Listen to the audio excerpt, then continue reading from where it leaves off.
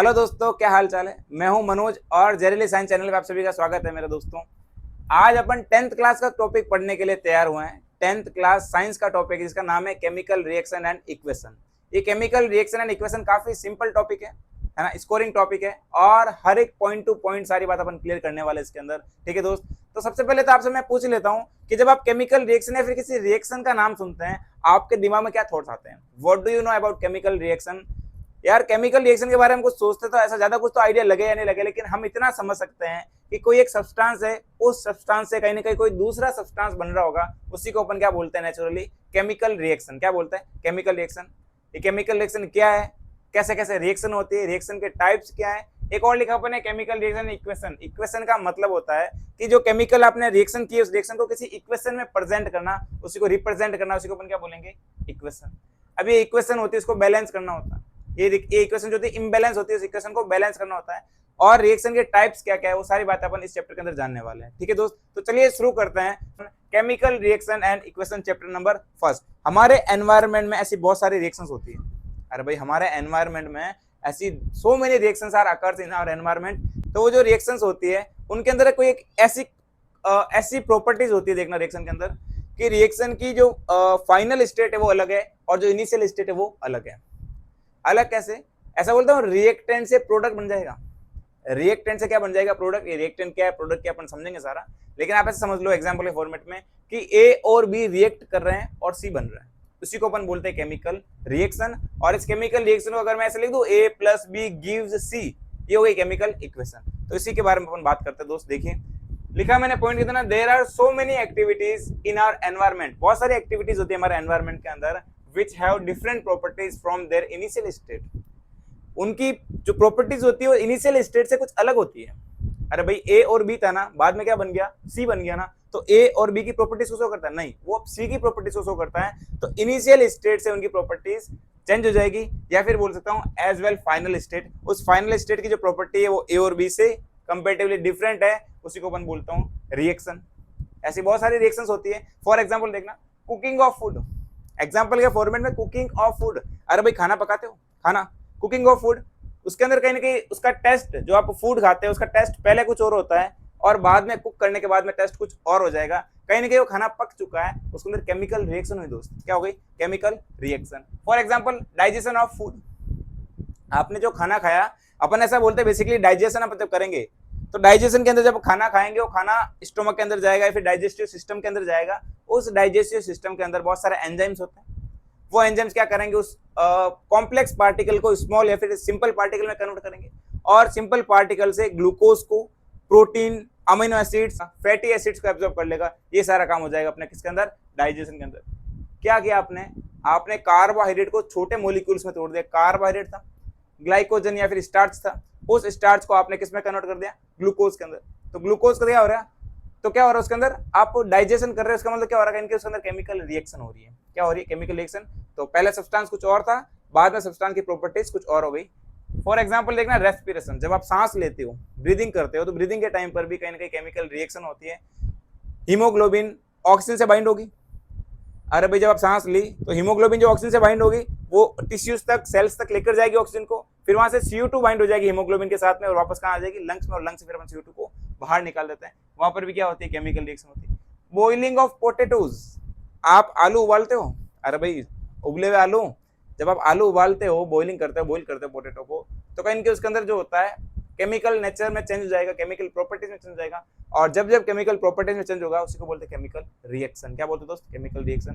देखिए एग्जांपल के फॉर्मेट में और बात करता हूं मैं आगे। प्रॉपर्टीज ऑफ सब्सटेंस, हम सब्सटेंस के बारे में मेनली दो बातें करेंगे, प्रॉपर्टीज, एक तो फिजिकल प्रॉपर्टीज और दूसरी केमिकल प्रॉपर्टीज। फिजिकल प्रॉपर्टीज में कोई चेंज हो जाए, फिजिकल चेंज, केमिकल प्रॉपर्टीज में कोई चेंज हो जाए, केमिकल चेंज। अरे मेरे दोस्त अगर किसी की फिजिकल प्रॉपर्टीज में चेंज होता है, फिजिकल चेंज, और अगर केमिकल प्रॉपर्टी में चेंज आए तो केमिकल चेंज। क्या कहानी क्लियर है। जैसे और बात करता हूं देखना, तो इनिशियल स्टेट, फिजिकल प्रॉपर्टीज में initial state and final state remain same.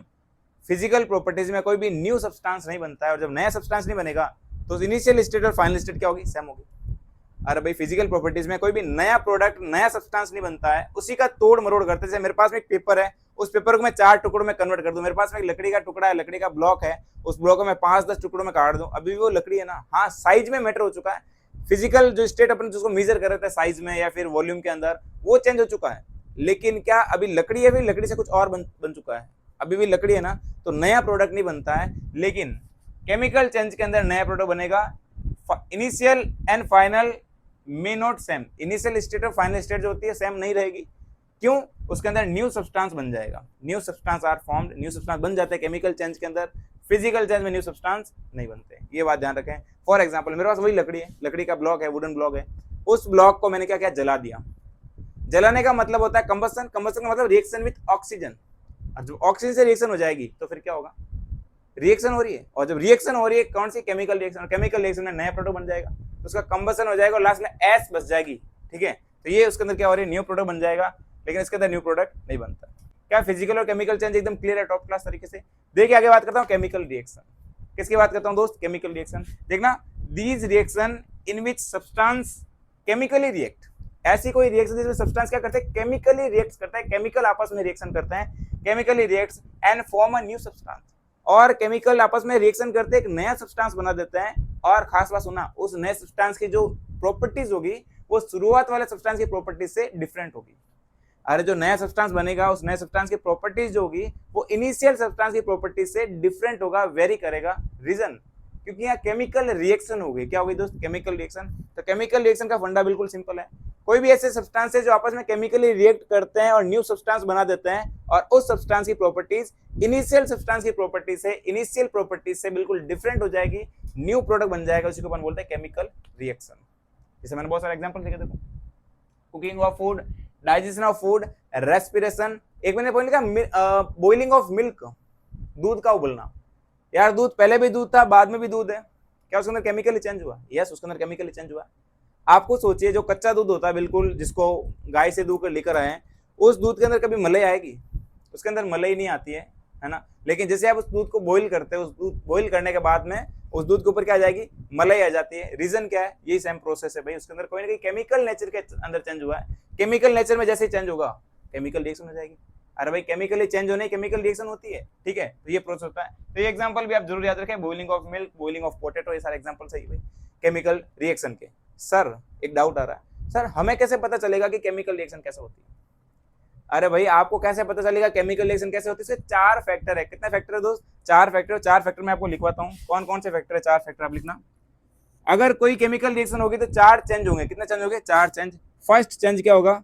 Change in temperature. First होगा चेंज इन टेम्परेचर। सेकेंड होगा चेंज इन कलर, यानी कलर में भी क्या हो जाएगा? चेंज। थर्ड होगा चेंज इन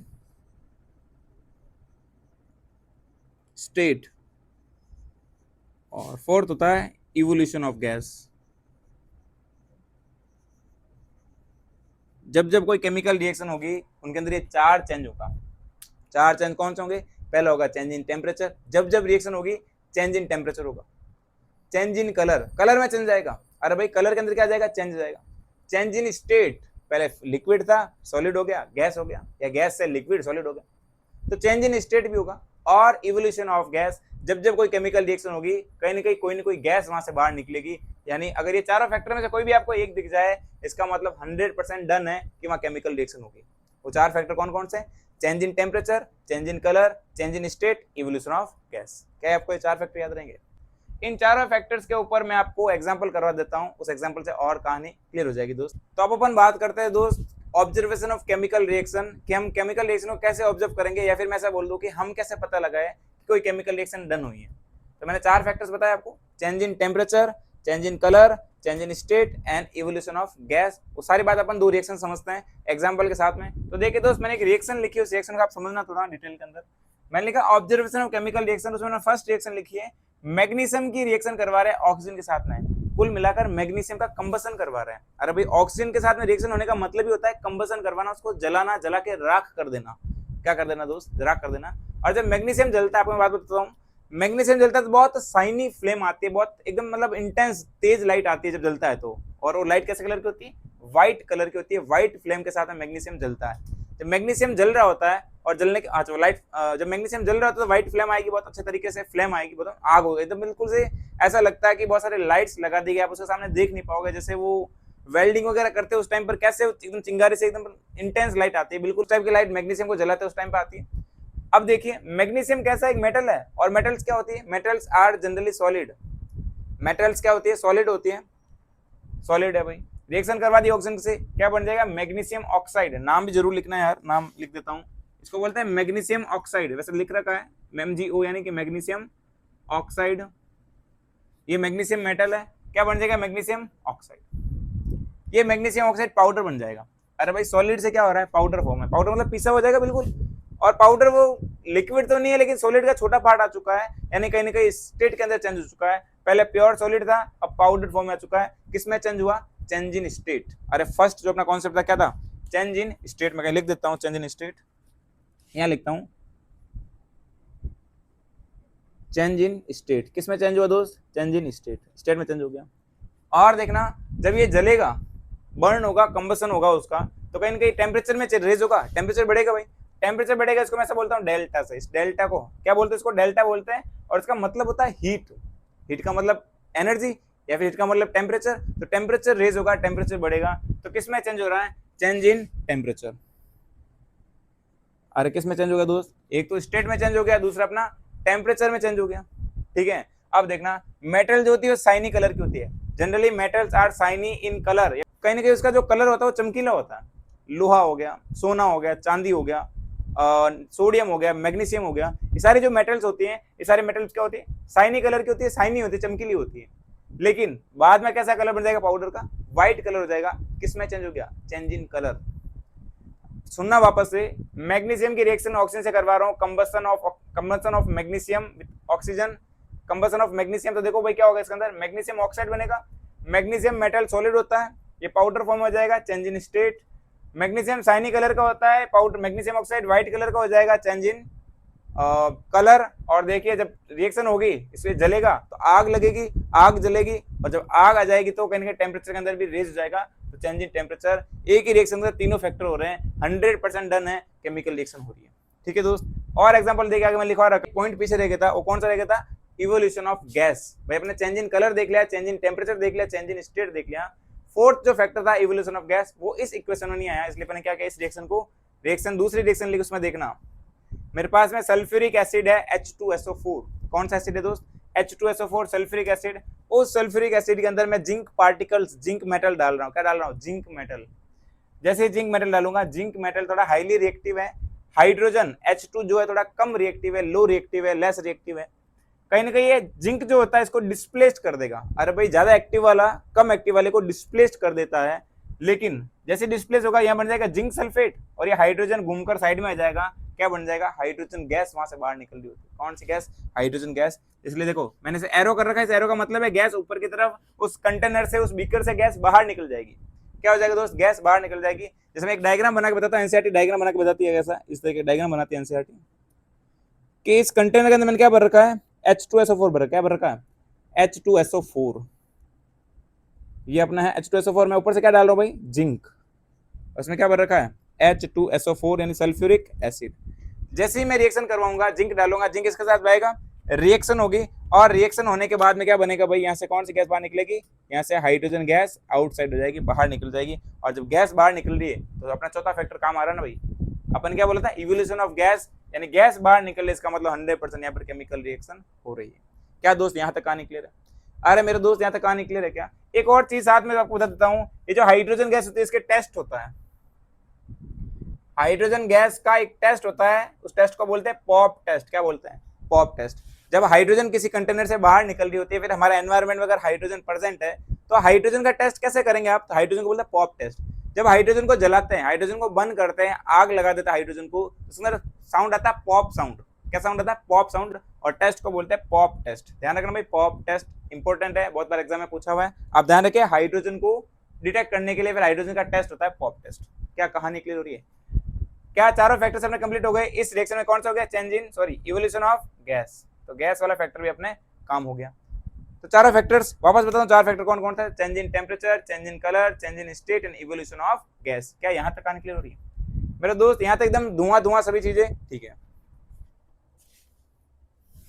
आगे देखिए कंटिन्यूटी के अंदर, अब मैंने देखना रिएक्शन में कुछ पार्ट लिखे हैं, ये मैंने एक केमिकल इक्वेशन लिखी हुई, क्या लिखी हुई? केमिकल इक्वेशन है, और केमिकल इक्वेशन किस तरीके से डन होती है मैंने आपको बताया अभी। अब देखो इस केमिकल इक्वेशन एक पार्ट ये होता है, उसको बोलते हैं रिएक्टेंट, दूसरा पार्ट ये होता है उसको बोलते हैं प्रोडक्ट। रिएक्टेंट से क्या बन रहा है? प्रोडक्ट। इसको इस एरो से डिनोट करते हैं, किससे डिनोट करते हैं? इस तीर से दर्शाते हैं, इसको एरो से डिनोट करते हैं। ये वाला तीर के एरो के इस तरफ वाला पार्ट रिएक्टेंट है, उस तरफ वाला पार्ट प्रोडक्ट है, आपको हमेशा समझना पड़ेगा। तो ये वाला हमेशा प्रोडक्ट हुआ, एरो जिस तरफ जा रहा है उसका आगे वाला क्या है? प्रोडक्ट है, और इधर वाला सारा क्या है दोस्त? रिएक्टेंट। अब देखिए ये रिएक्टेंट है, ये प्रोडक्ट है। रिएक्टेंट का मतलब होता है एटम्स और मॉलिक्यूल जो आपस में रिएक्ट करते हैं। अरे भाई ऐसे एटम्स और मॉलिक्यूल जो आपस में क्या करते हैं? रिएक्ट करते हैं, और रिएक्ट करने के बाद में जो खुद को रीअरेंज करेंगे, खुद के ओरिएंटेशन में अरेंजमेंट करेंगे, और खुद को चेंज करके एक नया सब्सटेंस बना देते हैं कुछ कंडीशंस के अंदर, कुछ एक पर्टिकुलर कंडीशन में काम करता है ऐसा। और कंडीशन जब होगी, जो भी है, टेम्परेचर दे रखा है, यूवी लाइट दे रखी है, ऐसी कंडीशंस होती है अलग अलग, तो अपने मॉलिक्यूल्स के अंदर अपने मॉलिक्यूलर अरेंजमेंट के अंदर चेंज करते हैं और नया प्रोडक्ट बना देते हैं, नया सब्सटेंस बना देते हैं। तो नया जो सब्सटेंस है वो प्रोडक्ट कहलाएगा। वो प्रोडक्ट होता है रिएक्शन का, जो लास्ट सब्सटेंस बनता है वो प्रोडक्ट है, न्यू प्रोडक्ट। और जो रिएक्टेंट है जो आपस में खुद ही रिएक्शन करता है, खुद ही रीअरेंज करते हैं, वो होता है रिएक्टेंट। तो ये बात कहानी क्लियर हो दोस्तों है ना? तो ये देखना, it forms after chemical reaction. कब बनेगा? केमिकल रिएक्शन के बाद में बनता है केमिकल इक्वेशन। अगला अपन बात करते हैं केमिकल इक्वेशन के बारे में। तो केमिकल रिएक्शन को जिस इक्वेशन से प्रेजेंट करते हैं उसको बोलते हैं केमिकल इक्वेशन। फॉर एग्जांपल देखिए, जैसे मैं भी आपको बताता हूँ ये रीअरेंजमेंट वाला कैसे होता है। तो यहाँ देखिए मेरे पास में 4 एटम्स हैं। कितने एटम्स हैं? 4 एटम्स हैं। वो 4 एटम अभी रिएक्टेंट है। उस रिएक्टेंट से मान लो कि मैंने टेम्परेचर दे दिया, उस टेम्परेचर की वजह से कुछ ऐसा उनका अरेंजमेंट हो गया। उनका अरेंजमेंट जब कुछ ऐसा हो चुका है, पहले भी 4 एटम थे, 4 एटम है, अभी भी कितने एटम है? 4 एटम है, लेकिन उनका अरेंजमेंट चेंज हो चुका है, उनके अंदर कुछ रिएक्शंस हो चुकी है। तो ये रिएजेंट है, ये प्रोडक्ट है, और ये केमिकल रिएक्शन है। इस केमिकल रिएक्शन को मैं कैसे डिनोट करता हूँ? जैसे मैंने लिख दिया एग्जाम्पल के फॉर्मेट में, लिखा ए और बी रिएक्ट करते हैं तो बनाता है सी और डी। तो ये हो गया रिएक्टेंट, ये हो गया प्रोडक्ट, और जो ये इक्वेशन बनी इसको बोलते हैं केमिकल इक्वेशन। जो टर्म लिखी मैंने इसको बोलते हैं केमिकल इक्वेशन। तो हमारे पास में से बहुत सारी केमिकल इक्वेशन लिखी हुई है, जैसे देखना H2 + O2 गिव्स H2O। ये वाटर की रिएक्शन है H2। वाटर कैसे बनता है? तो हाइड्रोजन ऑक्सीजन से रिएक्शन करता है, क्या बन जाएगा? वाटर बन जाएगा। इसी टाइप से मैग्नीशियम ऑक्सीजन से रिएक्शन करेगा तो मैग्नीशियम ऑक्साइड बन जाएगा। और उसी टाइप से कार्बन अगर ऑक्सीजन से रिएक्शन करता है तो CO2 बन जाएगा। तो ये हमारे पास में क्या लिखी हुई? सारी केमिकल इक्वेशंस लिखी हुई दोस्त। क्या लिखी हुई? Chemical equations. तो क्या केमिकल इक्वेशन कहानी क्लियर होती है यहाँ तक है दोस्त? केमिकल इक्वेशन में कोई डाउट आता है? कोई डाउट आ रहा है क्या आपको? इस तरीके से उनका रीअरेंजमेंट होता है। केमिकल इक्वेशन में कोई डाउट नहीं होना चाहिए आपको।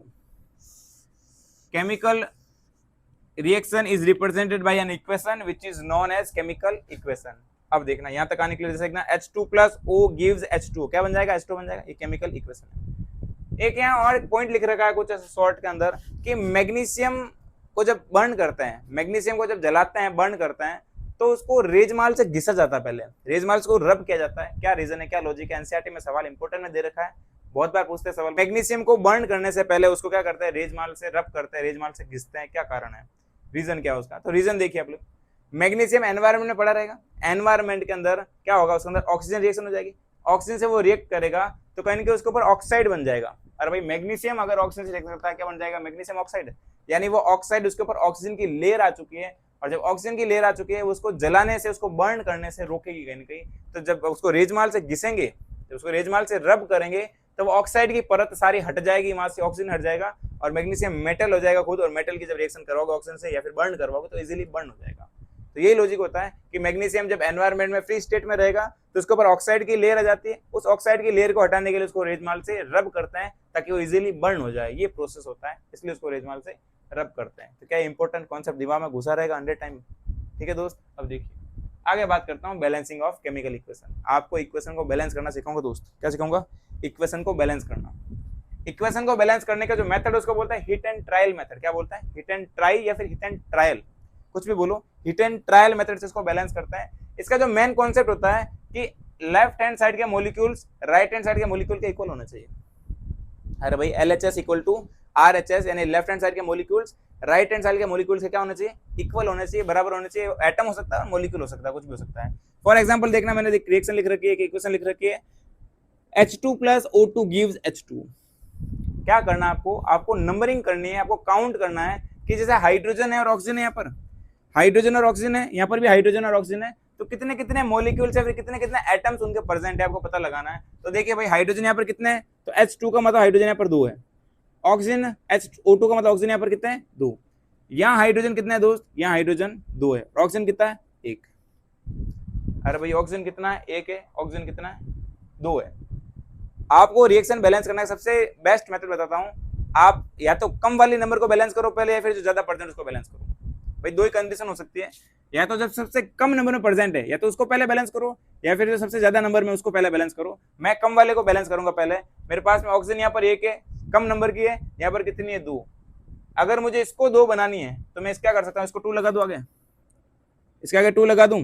देखना आप समझना प्रोसेस को। भाई अभी मेरे पास में 1 ऑक्सीजन है, मैं इस एक ऑक्सीजन को 2 बनाना चाहता हूं, तो मैं इस पूरे मॉलिक्यूल, अच्छा जब कोई कंपाउंड होगा जैसे CO2, तो इसको ऐसे नहीं कर सकता कि बीच में 2 लगा दो, ये नहीं कर सकते अपन इसको पूरा जो है प्रोसेस से ही करेंगे। तो पूरे मॉलिक्यूल को 2 से मल्टीप्लाई करना पड़ेगा। तो पूरे मॉलिक्यूल को 2 से मल्टीप्लाई करूंगा तो ऑक्सीजन, बताओ ऑक्सीजन कितने हो चुके हैं, अब ऑक्सीजन हो चुके हैं 2। अब ऑक्सीजन कितने हो गए दोस्त मल्टीप्लाई करने के बाद में, अब 2 हो चुके हैं, ठीक है। यहाँ पर बताओ, यहाँ ऑक्सीजन 2 है, यहाँ पर ऑक्सीजन 2 है, क्या ऑक्सीजन बैलेंस हो चुका है? यस दोस्त, ऑक्सीजन बैलेंस हो चुका है। अब मैं बात करता हूँ बैलेंस का मतलब नंबर इक्वल होना चाहिए, ठीक है। तो ऑक्सीजन यहाँ पर भी 2 और यहाँ पर भी 2 हो चुके हैं, यानी ऑक्सीजन बैलेंस हो चुका है, ठीक है भाई। हाइड्रोजन की बात करो, हाइड्रोजन यहाँ पर कितने हो चुके हैं, तो देखो 2 पहले थे, 2 बाद में मल्टीप्लाई कर दिया, तो 2 2 जा 4, अब वो हाइड्रोजन 4 है। यहाँ पर हाइड्रोजन कितना है 2 है, तो क्या मैं इसको 2 से मल्टीप्लाई कर दूं, ये भी कितना हो जाएगा 2 2 जा 4। अब हाइड्रोजन 4 है, यहाँ पर हाइड्रोजन 4 है, अब ये इक्वेशन पूरी बैलेंस हो चुकी है।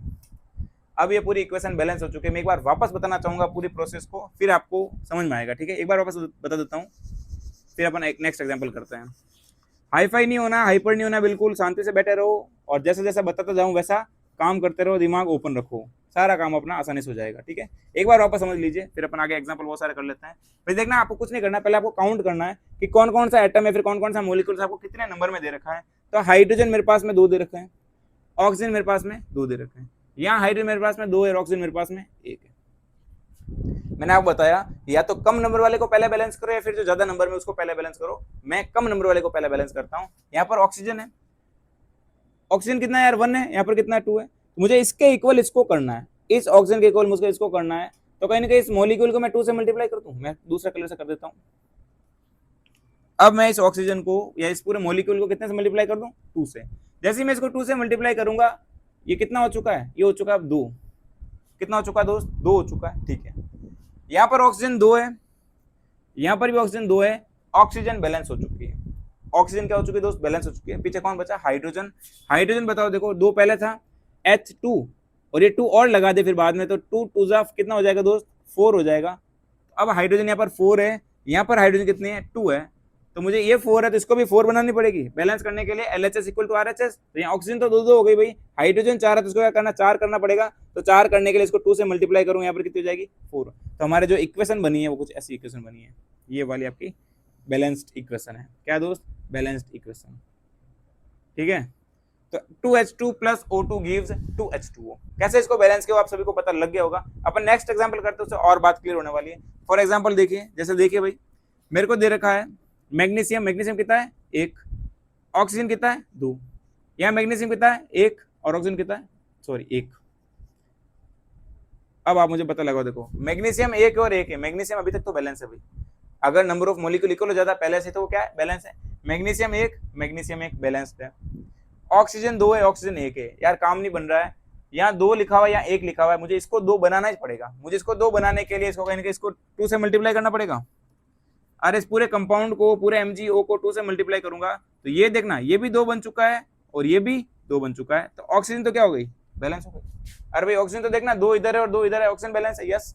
तो बचा कौन, मैग्नीशियम। मैग्नीशियम यहाँ कितना है यहाँ 2 मैग्नीशियम है और यहाँ पर 1 मैग्नीशियम है, तो क्या करूं मैं इसको 2 से मल्टीप्लाई कर दूं तो यहाँ पर कितना हो जाएगा 2 magnesium, magnesium 2, magnesium 2, oxygen 2, oxygen 2। क्या इक्वेशन बैलेंस है, यस। अगर आपके दोनों साइड वाले पोर्शन इक्वल हो जाते हैं, इसका मतलब इक्वेशन जो है पूरी क्या हो जाएगी आपकी बैलेंस्ड इक्वेशन है। कैसी इक्वेशन है दोस्त, बैलेंस्ड इक्वेशन, ठीक है। क्या कहानी क्लियर हो रही है मेरे भाई? अरे मेरे दोस्त क्या यहाँ तक एकदम टॉप क्लास तरीके से सारी बात क्लियर हो रही है क्या? एक एग्जांपल और देखते हैं, अभी अपने से बहुत सारे एग्जांपल करेंगे लेकिन अभी एक एग्जांपल और देखते हैं, ठीक है। कार्बन कितना है भाई 1, oxygen 2, carbon 1, oxygen 2, carbon 1 oxygen 2, क्या पहले से बैलेंस्ड है? यस, तो बैलेंस्ड रिएक्शन। कैसे रिएक्शन है? Balanced reaction. क्या दोस्त कहानी समझ में आती है आपको? मेरे भाई एकदम टॉप क्लास तरीके से सब कुछ बेटर तरीके से समझ में आया आपको? ठीक है, तो और अपन बात करते हैं, अपन और एग्जांपल समझते हैं और प्रैक्टिस करते हैं बैलेंस करने के बारे में। जैसे बता रहा हूं वैसा प्रोसेस सीखे, सारा काम हो जाएगा अपना। ठीक है, तो चलिए दोस्तों आगे फिर कुछ और एग्जांपल्स देख लेते हैं अपन, रिएक्शन बैलेंस कैसे करते हैं। बैलेंसिंग के एग्जांपल्स कुछ 5 रिएक्शन मैंने लिखे हुए हैं। अपन धीरे धीरे सारा प्रोसेस समझते हैं, फिर अपन पढ़ेंगे टाइप ऑफ रिएक्शन। तो देखिए पहले बैलेंस करना सीखा तो मैं आपको और एग्जांपल के साथ में। जैसे देखो यहाँ पर एल्यूमिनियम कितना दे रखा है, यहाँ एल्यूमिनियम 1 है, ऑक्सीजन कितना दे रखा है, ऑक्सीजन 2 दे रखा है। यहाँ पर एल्यूमिनियम कितना दे रखा है 2 और ऑक्सीजन दे रखा है 3। एक काम करता हूं, मैं पहले कम वाले को बैलेंस कर देता हूं। मेरे पास में एल्यूमिनियम 1 है, यहाँ पर एल्यूमिनियम कितना है 2 है, मैं इसको कर देता हूँ, इसको मैं लिख दिया 2। ठीक है, अब देखिए मेरे पास में ऑक्सीजन यहाँ पर 3 है, यहाँ पर कितना है 2 है, तो इसको 3 बनाना पड़ेगा। ये मेरे पास 2 लिखा हुआ है, तो मैं क्या कर सकता हूँ देखिए, तो मैं इसको ऐसा कर दूं भाई, ये 3 अगर मैं इसको 3/2 से मल्टीप्लाई कर दूं भाई, मेरे पास में अभी ऑक्सीजन देखना, ऐसा समझ लो आप लोग, ऑक्सीजन मेरे पास कितनी है 2 है। अगर मैं इसको 3/2 से मल्टीप्लाई करूं तो क्या हो जाएगा, 3 हो जाएगी। मेरे पास में ऑक्सीजन 2 है, मैं इसको 3/2 से मल्टीप्लाई करूंगा तो कितनी हो जाएगी, ये 3 हो जाएगी। तो यहाँ पर 3 ऑक्सीजन, यहाँ पर भी 3 ऑक्सीजन, रिएक्शन बैलेंस हो जाएगी। क्या हो जाएगी दोस्त, रिएक्शन बैलेंस हो जाएगी। ये 2 था, मैंने इसको 3/2 से मल्टीप्लाई कर दिया, ये रिएक्शन क्या हो चुकी है, बैलेंस हो चुकी है। तो 2 एल्यूमिनियम, तो देख लो भाई 2 एल्यूमिनियम हो चुके हैं, ऑक्सीजन 3 हो चुके हैं, ऑक्सीजन 3 एल्यूमिनियम 2, ये हो चुका है। या फिर एक प्रोसेस और देख लीजिए आप, अगर ये आपको अगर 3/2 में कोई डाउट होता है आपको, तो फिर क्या करना है आपको यहाँ लगा दो 2। एल्यूमिनियम कितने हो गए, एल्यूमिनियम हो गए 4। मैं अलग लिख देता हूँ साइड में एग्जांपल, इसको रहने दो पहले जैसे ही, ये 2 है और ये 3 है। मैं इसी के साथ में एग्जांपल लिख देता हूँ, ऐड कर देता हूँ, कोई कंफ्यूजन नहीं हो।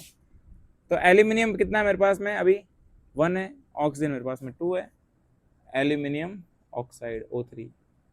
अब देखना क्या कर रहा हूँ मैं इसके अंदर, तो मैं इस पूरी टर्म को 2 से मल्टीप्लाई करूंगा। जैसे 2 से मल्टीप्लाई करूंगा, एल्यूमिनियम हो चुका है 4, ऑक्सीजन हो चुका है 6। ऑक्सीजन कितना है दोस्त, 6 है। यहाँ ऑक्सीजन कितना है, यहाँ ऑक्सीजन 2 है, 2 को 6 बनाने के लिए क्या मैं 3 से मल्टीप्लाई कर दूं?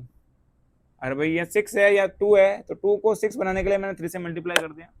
एल्यूमिनियम यहाँ 4 है, एल्यूमिनियम यहाँ 1 है, तो क्या मैं इसको 4 से मल्टीप्लाई कर दूं? ये भी अपन एक इक्वेशन लिख सकते हैं, आप चाहे ऊपर वाले लिखो या फिर ये लिखो, दोनों एक ही बात है भाई। बस देखो फर्क इतना आ रहा है कि मैंने इस पूरी टर्म को वापस 2 से और मल्टीप्लाई कर दिया। मेरे पास में देखो जब मैं इसको 2 से मल्टीप्लाई करूंगा तो क्या हो जाएगा, ये 4 हो जाएगा, ये 3/2 का 3 हो जाएगा, और ये टोटल टर्म 2 से मल्टीप्लाई हो जाएगी। तो मैंने 2 से मल्टीप्लाई किया इस रिएक्शन को, तो ये बन गई, या फिर इसको डिवाइड कर रहा हूँ 2 से, तो ये बन जाएगी। आप दोनों ही प्रोसेस करोगे, कोई गलत नहीं है, बिल्कुल सही है। आप मल्टीपल में ले सकते हो डिजिट्स को। ठीक है, नेक्स्ट एग्जाम्पल देखिए भाई, एक एग्जाम्पल और समझते हैं। मेरे पास में आयरन कितना है, आयरन 1 है Fe, ऑक्सीजन 2 है। यहाँ आयरन कितना है, यहाँ पर आयरन कितना देखो तो जल्दी देखो, यहाँ आयरन 2 लिखा हुआ है, ऑक्सीजन कितना है, ऑक्सीजन अपने पास में 3। क्या सेम प्रोसेस कर लूं, या तो मैं इस पूरे को 2 से मल्टीप्लाई कर दूं, या फिर मैं इसको 3/2 से मल्टीप्लाई कर दूं, इसको 2 से कर दूं, बात हो जाएगी। बिल्कुल देखो सेम टर्म लिखी हुई अपनी, ये ऊपर वाला और ये वाला बिल्कुल सेम टर्म लिखी हुई है। आप एज इट इज डेटा लगाओगे, आपका काम हो जाएगा। देखो मैं इसको 2 से मल्टीप्लाई कर दूंगा, Fe2 हो चुका है। इसको मैं 3/2 से मल्टीप्लाई कर दूंगा तो ये 3 हो चुकी है, और ये भी क्या हो चुका है, ऑक्सीजन 3 हो चुका है। तो कहीं ना कहीं क्या हो रखा है, डेटा बिल्कुल सिमिलर दे रखा है। या तो ये कर दो, या फिर सेम प्रोसेस है कि आप पहले इसको 2 से मल्टीप्लाई करोगे तो ये 4 हो जाएगा और ये 6 हो जाएगा, तो इसको 4 से मल्टीप्लाई कर दो और इसको 3 से मल्टीप्लाई कर दो। एज इट इज, इसको 4 से क्या था, इसको 3 से क्या था, इसको 2 से क्या था, वही सेम प्रोसेस अपना हो जाएगा। अभी मैं इसी से कर लेता हूँ, ये अपने बैलेंस इक्वेशन। ठीक है, ये एग्जाम्पल देखिए, आपको दे रखा है AgCl मैग्नीशियम से रिएक्शन कर रहा है, तो मैग्नीशियम क्लोराइड और Ag बन रहा है साइड में। मैग्नीशियम कितना है, तो देखो Ag कितना है, Ag1 है, क्लोरीन 1, मैग्नीशियम 1। यहाँ बताओ क्लोरीन कितना है, क्लोरीन 2 है, मैग्नीशियम 1 है, और Ag कितना है, 1। यहाँ क्लोरीन 2 है, मुझे यहाँ पर क्लोरीन 1 है, 2 बनाना पड़ेगा। तो इस क्लोरीन को बराबर करने के लिए मैं इसको 2 से मल्टीप्लाई कर दूंगा। जैसे ही 2 से मल्टीप्लाई करूंगा, अब सिल्वर कितना हो चुका है, 2, क्लोरीन कितना हो चुका है, 2, मैग्नीशियम कितना है, 1, मैग्नीशियम कितना है, 1, क्लोरीन कितना है, 2, सिल्वर कितना है, 1। तो सिल्वर 1 है, यहाँ सिल्वर 2 है, मुझे इसको बैलेंस करने के लिए मुझे यहाँ पर क्या लगाना पड़ेगा, 2 से मल्टीप्लाई करना पड़ेगा। अब ये सिल्वर हो चुका है 2, अब सारी रिएक्शन बैलेंस है। अभी जो इक्वेशन हमारे पास में बनी हुई है, ये जो इक्वेशन बनी हुई है, ये सारी इक्वेशन क्या है दोस्त, बैलेंस्ड इक्वेशन है। कैसी इक्वेशन है, बैलेंस। देखो चेक कर लो एक बार, फर्स्ट ऑफ ऑल मेरे पास में जो AgO 1 था, क्लोरीन 1 था, मैग्नीशियम 1 था, मैग्नीशियम 1 है, मैग्नीशियम तो पहले से बैलेंस है भाई सब जगह पर। क्लोरीन 2 है, जो सिल्वर है वो 1 था, तो क्लोरीन 2 था, मुझे क्लोरीन को 2 बनाने के लिए इसको 2 से मल्टीप्लाई किया। अब सिल्वर यहाँ 2 हो चुका, तो यहाँ पर मुझे 2 बनाने के लिए मैं इसको 2 से मल्टीप्लाई कर दूंगा। ये प्रोसेस अपना हो गया, ये बैलेंस्ड इक्वेशन है। ठीक है दोस्त, अगला एग्जांपल और देखिए क्या करना है इसके अंदर, वही वापस पूरा फंडा सेम ही है, वो फंडा अपना ही अपना कैसे होगा, तो वो प्रोसीजर फॉलो करिए भाई, कैसे रिएक्शन बैलेंस करते हैं। तो आयरन 1 है, हाइड्रोजन 2 है, ऑक्सीजन 1 है, आयरन 3 है, ऑक्सीजन 4 है और हाइड्रोजन 2 है। लो भाई यहाँ पर कितनी है, 3 है ना, यहाँ पर 1 है, मैंने आपको बता रखा सबसे कम परसेंट उसको पहले बैलेंस कर लो यार दोस्त, कोई दिक्कत नहीं है। या फिर ऑक्सीजन को बैलेंस करने के लिए देख लो, यहाँ ऑक्सीजन 1 है, यहाँ ऑक्सीजन 4 है, तो क्या करो, इसको 4 से मल्टीप्लाई करोगे। यहाँ Fe3 है, यहाँ Fe1 है, इसको 3 से मल्टीप्लाई करोगे। अरे भाई ये 1 था ना, ये 3 है, तो इसको भी 3 बनाने के लिए 3 से मल्टीप्लाई कर दिया। इसको यहाँ 4 है, यहाँ 1 है, तो ऑक्सीजन को 4 बनाने के लिए मैंने 4 से मल्टीप्लाई कर दिया। अब बचा हुआ है हाइड्रोजन, देखो आयरन बैलेंस हो चुका है, ऑक्सीजन बैलेंस हो चुका है, सिर्फ कौन बचा हुआ है, हाइड्रोजन। हाइड्रोजन यहाँ 8 हो चुका है, कितना हो चुका है तो हाइड्रोजन, अब हाइड्रोजन 8 है। तो जब हाइड्रोजन 8 है तो यहाँ पर कितने से मल्टीप्लाई करूँ, 4 से, तो कितना हो जाएगा 8। ये जो इक्वेशन बनी है 3Fe + 4H2O gives Fe3O4 + 4H2, ये अपनी इक्वेशन बैलेंस्ड है। क्या दोस्त यहाँ तक सारी बात क्लियर होती है मेरे भाई, एकदम टॉप क्लास तरीके से। एक एग्जाम्पल और देख लेते अपन, फिर उससे और बात अपनी शानदार हो जाएगी, फिर अपन टाइप्स ऑफ रिएक्शन पढ़ते हैं। चलिए दोस्त, लेड कितना है, लेड पीबी, लेड, इसको पीबी को लेड बोलता है भाई, LEAD लेड, ये कितना है 1 है, यहाँ पर लेड कितना है 1 है।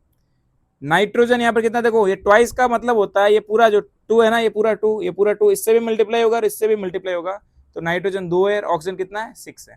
ये ध्यान रखना आप लोग, ये पूरा मल्टीप्लाई होगा, ट्वाइस का, इसको ट्वाइस पढ़ते हैं, और ट्वाइस का मतलब ये ऑक्सीजन से भी मल्टीप्लाई होगा और नाइट्रोजन से मल्टीप्लाई होगा, तो नाइट्रोजन 2 हो गया और ऑक्सीजन कितना हो गया 6 हो गया। यहाँ पे भी 1 है, ऑक्सीजन कितना है दोस्त 1 है, नाइट्रोजन कितना है दोस्त 1 है, ऑक्सीजन 2 है और यहाँ पर ऑक्सीजन 2 है, यहाँ पर ऑक्सीजन 6 है और यहाँ पर ऑक्सीजन कितनी है दोस्त, तो देखो 1 2 और 2, टोटल ऑक्सीजन 5 है, टोटल ऑक्सीजन यहाँ पर 6 है।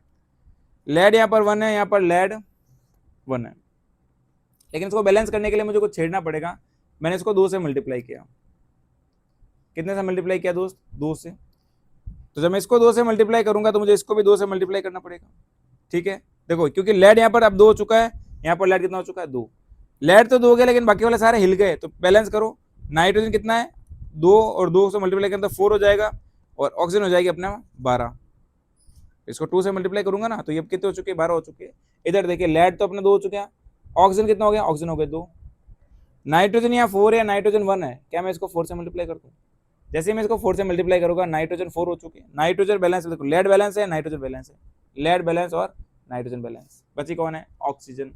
देखिए ऑक्सीजन कैसे बैलेंस करेंगे, यहाँ पर 12 ऑक्सीजन है, यहाँ पर 2 और इसको मल्टीप्लाई कितनी हो गई ऑक्सीजन, ऑक्सीजन हो गई 8, अरे भाई 4 को 2 से मल्टीप्लाई 8 हो गई और ये 2 ऑलरेडी लिखी हुई है, तो ऑक्सीजन देखो 2 8 और ये 2, टोटल हो गई 12 ऑक्सीजन, यहाँ पर 12 ऑक्सीजन अपनी हो गई यहाँ पर। क्या रिएक्शन बैलेंस है दोस्त मेरे भाई, क्या रिएक्शन पूरी बैलेंस, देखो ना 2 PbNO3 twice plus 2 BPO plus 4 NO2, ये अपनी बैलेंस्ड इक्वेशन है, बैलेंस्ड रिएक्शन है। ठीक है दोस्त, आप प्रैक्टिस करिए घर पे बैठ के, है ना, जैसे मैं बताता हूँ प्रोसेस फॉलो करिए, प्रैक्टिस करिए, सारी चीजें बैलेंस इक्वेशन करना बहुत आसान है दोस्त, इसको बैलेंस करना इक्वेशन को काफी आसान है, इजी है, सिंपल है, तो आप ट्राई करते रहिए, आपका काम हो जाएगा। ठीक है, आगे देखिए, अब बात करता हूँ मैं टाइप्स ऑफ रिएक्शन, रिएक्शन के क्या क्या टाइप है। तो रिएक्शन के टाइप में फर्स्ट मैं बात करूंगा कॉम्बिनेशन रिएक्शन, अपन पढ़ेंगे रिएक्शन के टाइप बहुत सारे पढ़ेंगे धीरे धीरे।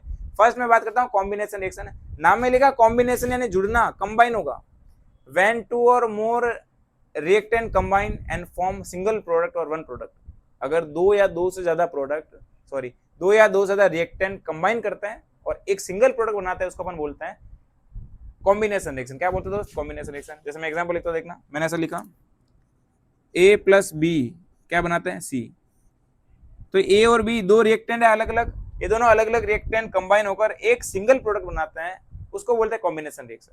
जैसे देखो H2 + O gives H2O, दोनों जुड़ गए और एक बना दी, कंबाइन हो गए। कॉम्बिनेशन का मतलब होता है जुड़ना, जब दोनों जुड़ गए और एक ही प्रोडक्ट बना दिया उसको बोलते हैं combination reaction. C + O2 gives CO2, आसान है ना। अरे भाई जब जुड़ जाएंगे 2 or more reactant combine and form one product, form single product is known as combination reaction, है ना। ये मैंने एग्जांपल लिखा H2 + O gives H2 और C + O2 gives CO2। ठीक है कहानी। और देखना combination reactions are exothermic in nature. अभी मैं आपको बताऊंगा रिएक्शन के टाइप में एक्सोथर्मिक और एंडोथर्मिक। चलो समझ देता हूँ साथ में। एक्सोथर्मिक का मतलब होता है जो हीट को बाहर निकालता है, हीट को एक्सर्ट करता है, हीट को एमिट करता है, वो हो जाएगा एक्सोथर्मिक। और जो हीट को एब्जॉर्ब करता है वो होता है एंडोथर्मिक। तो combination reactions are exothermic in nature. Exothermic का मतलब जो हीट को बाहर निकालता है। जनरली जैसी कोई रिएक्शन होगी तो उस रिएक्शन में कुछ हीट बनेगी, हीट बाहर निकल जाएगी, और हीट बाहर निकलने का मतलब कौन सी रिएक्शन है अपने, कॉम्बिनेशन रिएक्शन है। कौन सी रिएक्शन है दोस्त, कॉम्बिनेशन रिएक्शन। तो combination reactions are generally exothermic in nature. कौन सा होगा दोस्त, एक्सोथर्मिक इन नेचर। ध्यान रखना आप लोग। एग्जांपल देखिए, मेरे पास में कैल्शियम ऑक्साइड था, उस कैल्शियम ऑक्साइड की मैं वाटर से रिएक्शन करवाऊंगा, CaO+H2O gives calcium hydroxide CaOH twice. अगर मैं कैल्शियम ऑक्साइड की रिएक्शन वाटर से करवाता हूं तो कैल्शियम हाइड्रोक्साइड बनेगा CaOH ट्वाइस, और साइड में बन जाएगी हीट। वो जो कंटेनर जिसमें आप उस रिएक्शन कर रहे हो कंटेनर पूरा गर्म हो जाएगा, हीट बाहर निकल जाएगी उसकी वजह से। तो रिएक्शन कौन सी, एक्सोथर्मिक रिएक्शन। और ये कौन सी रिएक्शन, देखो दो मिलकर एक ही प्रोडक्ट बना रही है, इसलिए रिएक्शन कॉम्बिनेशन रिएक्शन। अरे कौन सी रिएक्शन दोस्त, कॉम्बिनेशन रिएक्शन। काफी इंपॉर्टेंट रिएक्शन है, ठीक है। इसको बोलते हैं कैल्शियम हाइड्रोक्साइड, या फिर बोलते हैं स्लैक्ड लाइम। क्या बोलते हैं, स्लैक्ड लाइम बोलते हैं। जब ये स्लैक्ड लाइम, इस स्लैक्ड लाइम का यूज जो क्या करते हैं, दीवारों के पेंटिंग में करते हैं, दीवारों को रंगने के लिए यूज करते हैं, कलर के लिए, पेंटिंग के लिए। तो जब दीवारों पे कलर कर देंगे शुरुआत में, उसके 2 या 3 दिन बाद में वो ज्यादा शाइनी हो जाती है, ज्यादा चमकीली हो जाती है, ज्यादा अट्रैक्टिव हो जाती है। उसका एक रीजन, इसका लॉजिक है, क्योंकि हमारे एनवायरनमेंट में क्या प्रेजेंट है, CO2। भाई आपने कैल्शियम हाइड्रोक्साइड को लिपापोती कर दिया, आपने कलर कर दिया, पूरा पेंट कर दिया दीवार पर कैल्शियम हाइड्रोक्साइड इसको। लेकिन जब हमारा एनवायरनमेंट में और कौन प्रेजेंट है, CO2 प्रेजेंट है, वो CO2 इस कैल्शियम हाइड्रोक्साइड से रिएक्ट कर जाएगा, उससे रिएक्शन हो जाएगी। और जैसे कैल्शियम हाइड्रोक्साइड से रिएक्शन होगी तो प्रोडक्ट बनता है कैल्शियम कार्बोनेट। क्या बनता है दोस्त, कैल्शियम कार्बोनेट। ये कैल्शियम कार्बोनेट जो शाइनी होता है, चमकीला होता है, थोड़ा ज्यादा शाइन लाएगा उसके अंदर। तो देखना calcium hydroxide reacts with CO2 then it forms calcium carbonate and water. तो क्या बन रहा है उसके अंदर, कैल्शियम कार्बोनेट। उस कैल्शियम कार्बोनेट की वजह से जो है वो दीवारें और ज्यादा शाइनी हो जाएगी और ज्यादा अट्रैक्टिव हो जाएगी। तो देखना स्लैक्ड लाइम बोलते हैं इसको, इसकी रिएक्शन करवा दी CO2 से, क्या बनेगा, कैल्शियम कार्बोनेट। इसको बोलते हैं लाइम स्टॉर्म। क्या बोलते हैं, लाइम स्टॉर्म। चूना पत्थर बोलते हैं, लाइम स्टॉर्म बोलते हैं इसको। ये कैल्शियम कार्बोनेट जो चौक होती है, अभी तो ये व्हाइट बोर्ड है, ब्लैक बोर्ड होता है वो चौक वाला, तो जो चौक चलाते हैं वो चौक होती है कैल्शियम कार्बोनेट की। और जो ताजमहल बना हुआ है पत्थर, जिसको बोलते हैं संगमरमर या फिर मार्बल, वो होता है कैल्शियम कार्बोनेट। वो किसका बना दोस्त, वो पूरा जो ताजमहल बन रहा है वो संगमरमर का बना हुआ, कैल्शियम कार्बोनेट का बना हुआ। किसका बना हुआ, कैल्शियम कार्बोनेट का। तो ये रिएक्शन होती है कैल्शियम कार्बोनेट की। ये कौन सी रिएक्शन है, ये अपने कॉम्बिनेशन रिएक्शन का पार्ट नहीं है, लेकिन इसी के अंदर अपन कंटिन्यू पढ़ते हैं, कैल्शियम हाइड्रोक्साइड पढ़ते हैं इसलिए। तो ये कॉम्बिनेशन का पार्ट नहीं है, क्योंकि इसके अंदर 2 प्रोडक्ट बनता है, कॉम्बिनेशन में एक ही प्रोडक्ट बनना चाहिए, ठीक है दोस्त। तो ये अपना कहानी क्लियर है। कैल्शियम कार्बोनेट यूज चौक के अंदर, और जो मार्बल होता है, संगमरमर होता है, वो कैल्शियम कार्बोनेट का होता है, ठीक है दोस्त। ये अपने बहुत सारी बातें अपने पढ़ी है कॉम्बिनेशन के बारे में। कॉम्बिनेशन कौन सी रिएक्शन होती है, एक्सोथर्मिक, ठीक है। तो आज अपना ये टॉपिक यहीं तक खत्म करते हैं। बाकी जो बच्ची कुछ बात है इस चैप्टर की, वो अपन नेक्स्ट पार्ट के अंदर, पार्ट नंबर 2 के अंदर पूरा कवर कर लेंगे इस चैप्टर को बहुत ही अच्छे तरीके से, ठीक है दोस्त। तो आज के लिए इतने ही, बाकी बात है नेक्स्ट क्लास में। तब तक के लिए ऑल द बेस्ट। जय हिंद, जय भारत।